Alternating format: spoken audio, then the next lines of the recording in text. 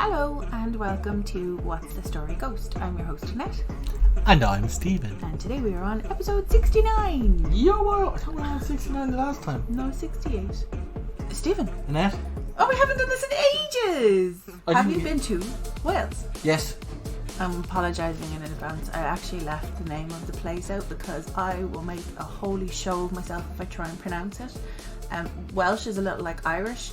There's letters that sound like they go together, don't look like they go together. So I'm just not going to pronounce the name of the place. Yeah, probably best. Yeah. We crack on? Yes, crackety crack.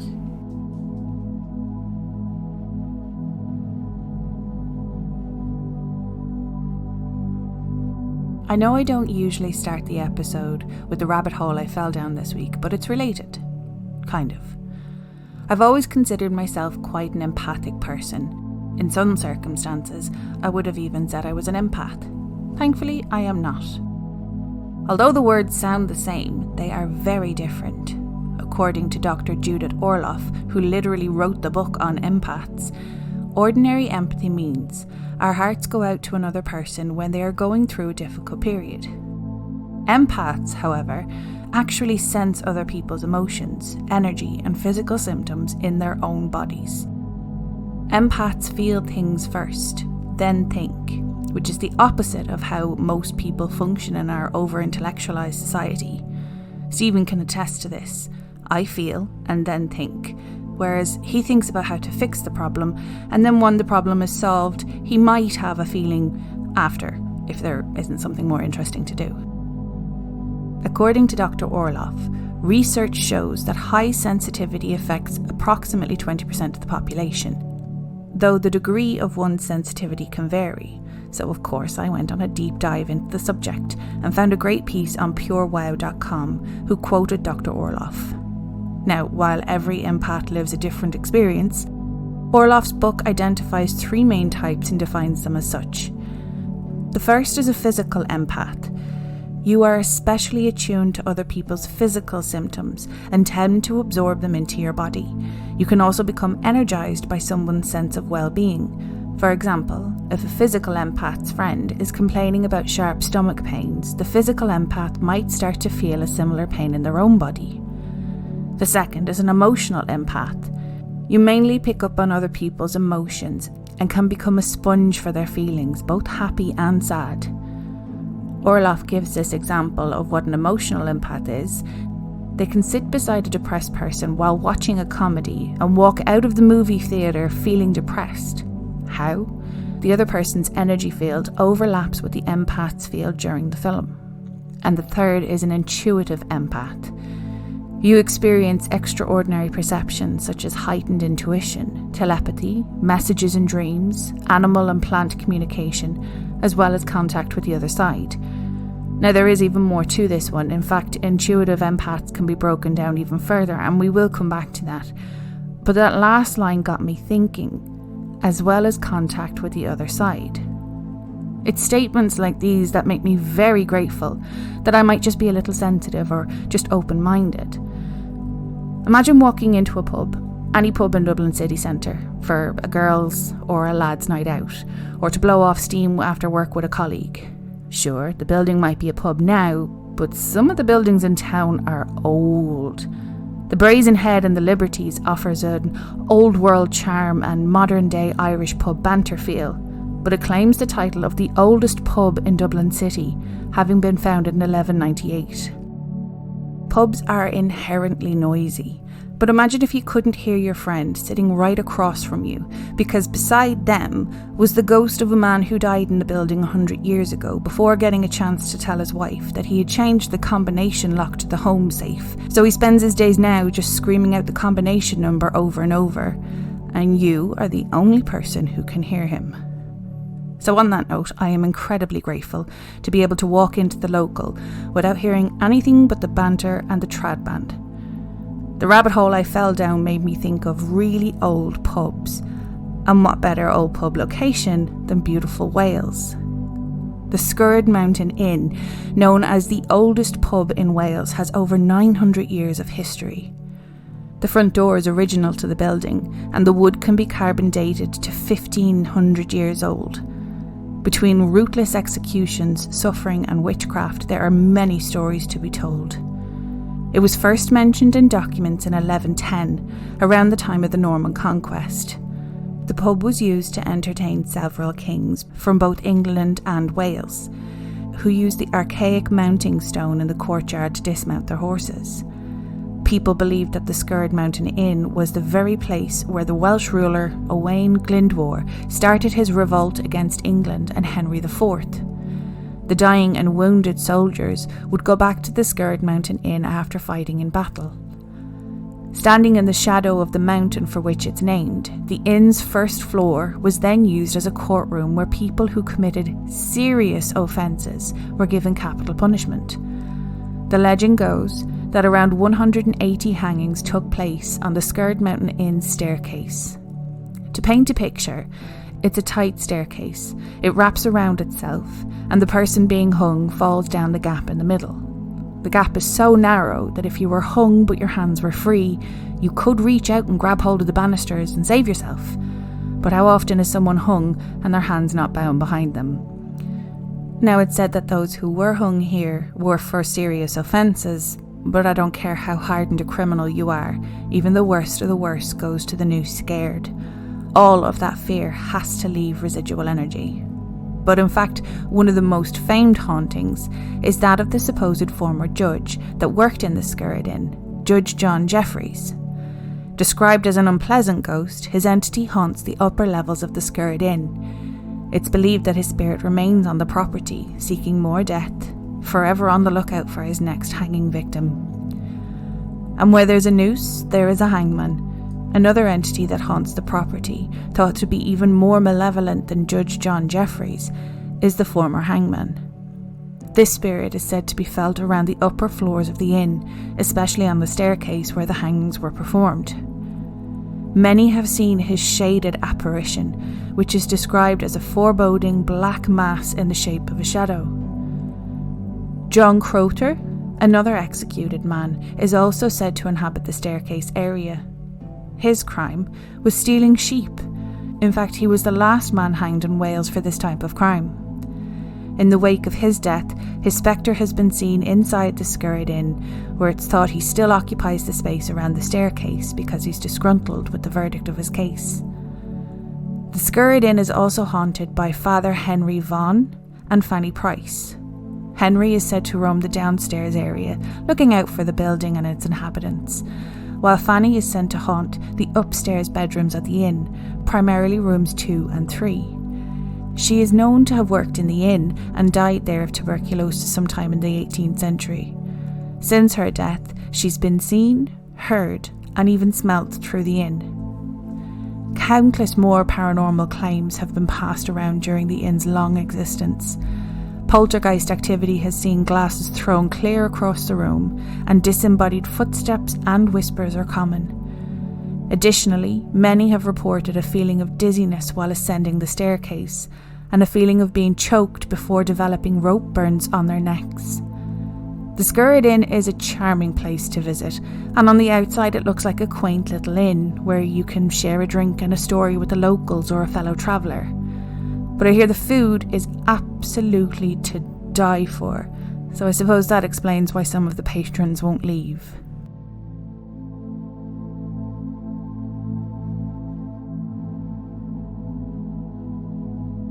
What do you think of that story? That was great. I know it was short, I just thought it was a lovely little place. I'll show you a picture of it here. Oh, that's really great. That looks like This is so this is a batch. Sorry, I should actually mention I'll put the link up. But I used Spooky Isles and Amy's Crypt. I love Amy's Crypt. She's so thorough. She actually goes to the places. Yeah. But this is a picture someone put up of their room, and I think the bathroom looks like it's on a split level or something. And the bathroom itself was a completely different temperature than the rest of the room. It was absolutely freezing. That's the staircase there. Did I paint the picture right? Oh, that's creepy. It's really narrow, and when you're falling you can see the banisters going past you. I want to show you the door. The door is super old.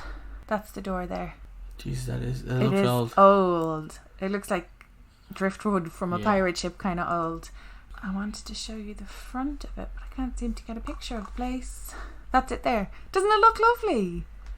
Doesn't look as creepy on the outside. No, it's all to do with contrast though, because look at the picture that Amy put up. Her picture is very dark and very ominous looking. That looks a little creepier than the one I just showed you. It's all bright but it does look really lovely. And all of the reviews, anyone who went and did a paranormal visit, all kept raving about the food. I've never seen somewhere with so many positive reviews about the food. It's like, it's only got 3 bedrooms in it, so it's not somewhere that you would go with a gaggle of friends. Like, it's you know, a weird romantic weekend away. But I really loved it. It was such a quaint little story to cover, and I love ones that I hadn't heard of before this, so it was kind of cool. I threw a couple of characters at you. Did you manage to come up with any? Yeah, I got a few characters. Go. Okay, so these are just randomly.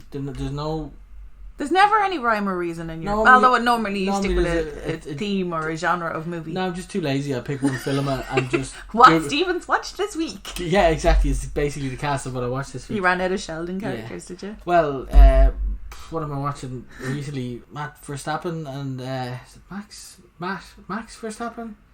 And Schumacher's kid. And a few other Formula 1 drivers. That's what I'm watching now. Sorry, the sound went away because I didn't pick a pen. Okay. Will I know any of these? Hopefully. Okay. Judge John Jekyll-Hyman. Yeah, he did have a bit of a triple barreler there. Judge John Jeffries. John Jeffries. John Goodman. Who is? Can't play that character. No, but who is he? What else has he played? What is that TV show where lots of the characters of Big Bang are from? It's not Blossom. It's the other one. The other 90s one. And your woman was cancelled, but she's trying to make you come back. Felicity? No. I can't think of any other 90s shows. Roseanne. Roseanne. Yeah. Roseanne no, I didn't see it come up. It's just when you said the name out again, I was just like, does this sound like the type of name that my dad would slap me for not knowing? He's also in Coyote Ugly. He is. Okay. He's the dad. Yes. He is. The Hangman. Sorry, I'm just after copping who he would make a really good disgruntled judge. John Goodman. Yeah. Well, I know. But I sometimes I'm like, yeah, okay, that's cool, and then there's other times where I'm like, okay, just try and actually picture the character in period clothing. Okay. Next one, go on. Hangman. What's more scarier than a big terror and hooded man eating yogurt? Terry Crews. Oh my god, that was very specific. Yeah. That's for anyone who watches Brooklyn Nine-Nine, the yogurt thing. But go on. No, yeah. I think he really likes yogurt in real life. I think so. I think he brought that through. I wonder, is he like a Greek yogurt or a natural yogurt kind of person? I'm more of a Greek yogurt. I don't know if he's natural or not. He looks all natural. What's the other fella was John Crothers? Yes, the sheep robber person. James Cromwell. He's the only human person in Babe. There's a whole bunch of human people. Well, the farmer guy. Oh my god, yeah. What else was he in? He was in something where he was a really, really nasty person. Not the Green Mile. The other one, the longest yard, the newest longest yard. He was the warden. Yes, with Adam Sandler. I was given out to for like an Adam Sandler movie, so I'm not commenting on that. Who was given out to for like an Adam Sandler? A friend of mine, because I was telling him. Wrong. No, I know, but I was telling him that I was having this hyperfixation thing where I was like, one day I'll have to have a movie on in the background, and I have no idea why, but they all have to be movies where the world is ending. So Armageddon, Deep Impact, The Day After Tomorrow, and I think it's escapism, because if their world is ending, then mine's not actually that bad. I'm just having a hard day. It's not even a hard day, it's a hard 5 minutes. And then I said that I was fixated on watching Grown Ups 2, and then I realised it actually has nothing to do with Adam Sandler. It's because I have a humongous crush on Kevin James. Yep, I've been liking to him. Explains so much. Father Vaughan. Yes. Gotta be Ardal O'Hanlon. Oh yeah. Mm-hmm. Oh bless him. And then Fanny. Yes. Kathy Bates. Welcome back. Of course. Where has she been? Well, to be fair, last week was... I don't think we had any characters last week. No, well, there wasn't a lot of parts recently, so she just downgraded herself to Broadway and real films. I know that was just a quick episode, although we're 20 minutes into recording now. There's a lot that's probably jibber jabber, but I thought it was a really cute, quaint episode, and that was the rabbit hole I fell down. It was a bit of mind messer upper, but I did actually take note of the other empathic people. So there's telepathic empaths, there's precognitive empaths, dream empaths, mediumship empaths, which is they can access spirits. It's not a big ship. It's not a little ship. Shut up. It's in the middle ship. Plant empaths, moving on. People who can feel the needs of plants and connect with their essence. Earth empaths, and then animal empaths. And I was thinking, all I could think of was our friend Rebecca. I have no idea how, but she'll look at her dog and the two of them just know what each other's thinking. I'm not saying that Rebecca's smart enough to know what her dog's thinking. I just think her dog is smart enough to know what Rebecca's thinking. And I'm not sure if I've insulted the dog more or Rebecca more. But I do know that she listens to this podcast, so we're leaving it in. Hey Rebecca! No, I just think it's really cool though, because there are people who are like, there's times where I just look at my cat and I know what my cat's thinking, and I'm like, all cats are thinking evil things. Like, see that glass of water there? I'm going to tip it over. I swear to God, one of our kids is a cat. His spirit animal is a cat. He will see something and he doesn't like its placement and he just knocks it onto the floor. I just thought they were really cool though, because you and I have discussed this a million times. We even wrote it into our wedding vows. Any of our friends who also watch Star Trek, I would be more the Deanna Troi in our relationship, and Steven is more of a Tuvok. He's logical and analytical and very straight shooting, whereas I'd be like, I feel things, and Steven's like, there's no time for feelings, we need to figure out what the problem is and solve it. So it's weird that there's so many different types, and there's a couple of categories that I'd fall into. I wouldn't be in any way like mediumship. There's times where I feel cold spots and stuff like that, and sometimes I get a sense of a room, but I wouldn't be in any way able to communicate with the other side. I don't think I would be able for that, because there's already enough things going on up in my head. But it's just really cool that there's so many different types of people who are just really what do you call the people who haven't a breeze what's going on emotionally? Steven. We call them Steven. So they're your serial killers. Yeah. I fall asleep listening to serial killer podcasts. What does that say about me? You fall asleep listening to serial killer snoring. We finish up there. Perfect. Say your words. So thank you so much for listening to today's episode. I will include the links for the research I did for today's episode. If you have any questions regarding this or any other episode, our Instagram is What's the Story Ghost. DM us there. Or if you have any personal stories you would like to share, our email is what'sthestoryghost@gmail.com. And those are all my words. Exit jingle? Exit jingle.